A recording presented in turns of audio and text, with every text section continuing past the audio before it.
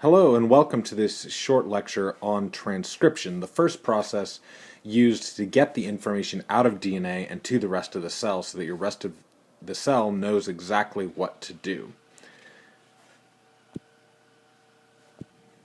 To start with, we'll use just a little bit of time for some review. The first thing is that we all know now how DNA replication works. You've seen how nucleotides on one strand of DNA can be copied by adding complementary nucleotides to make a second strand of DNA, which then forms a new double helix. Now we have to go on past DNA replication and go on to how we get the information out of the DNA to the rest of the cell. To do that, the first thing that you have to understand is RNA base pairing. It's similar to DNA base pairing, but has a couple of important differences. When you have DNA, if you remember, the four bases that you have are A, T, C, and G. And then if you were to copy to make another DNA strand, with this A you'd have a T, with this T you'd have an A, with this C you'd have a G, and with this G you'd have a C. But when we use RNA base pairing, the RNA bases are different. A, when you use DNA to make an RNA strand, A is complementary to U, T to A, C to G, and G to C. Now you'll notice these three are exactly the same as in DNA, but this one here is a base called uracil, which is similar to thymine and replaces thymine in RNA. There is no thymine in RNA. There is uracil instead. Now we're ready to move on to the actual steps of transcription. The first step is one in which an enzyme called RNA polymerase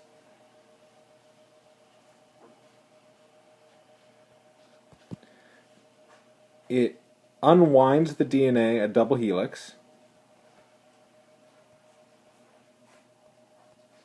then it unzips the two strands so they're separate from each other by breaking the hydrogen bonds between the base pairs on the two strands.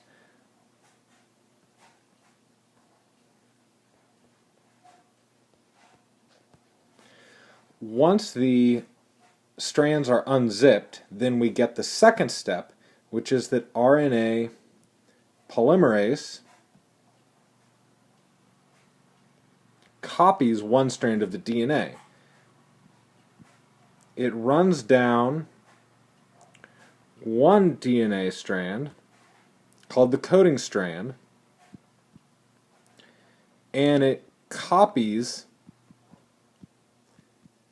the strand using RNA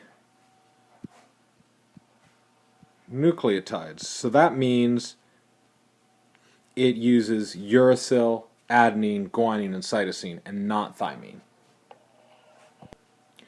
These RNA nucleotides add to the DNA nucleotides in complementary fashion. So if there's an A on the DNA sequence, RNA polymerase adds a U. If there's a T on the DNA sequence, RNA polymerase adds an A, and so on.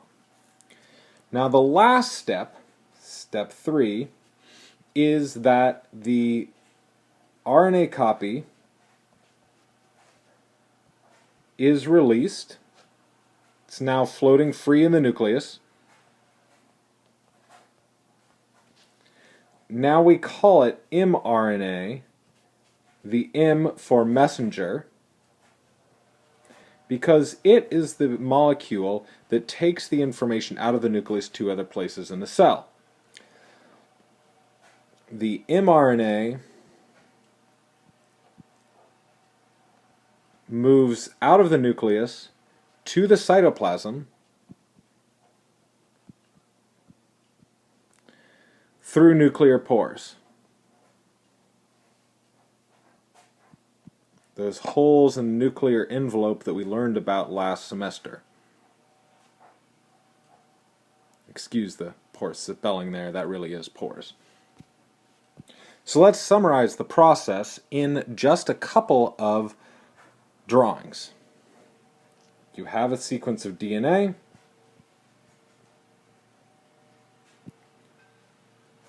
RNA polymerase unwinds and unzips that DNA. Then RNA polymerase runs down one of those two strands.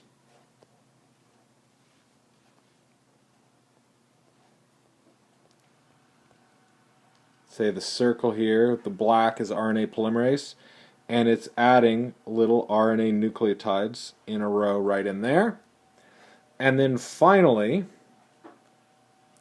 you have the DNA strand, which comes back together so that it doesn't break up, and you have this long single-stranded RNA strand that then leaves the nucleus. Notice this RNA strand is single-stranded. All RNA is just single-stranded. That's the process of transcription. Now, one skill you need to have regarding transcription is that you need to be able to go from a DNA sequence to an RNA sequence. So I'll write a DNA sequence here, then pause the video, write your own RNA sequence, then start the video again, and you'll be able to see if you're correct. The DNA sequence I'll give you is A, T, T, C, G, G, A. Pause the video now. And now that you've restarted the video, your RNA sequence should read U, A, G, C, C, U. Now you can go on to your translation video.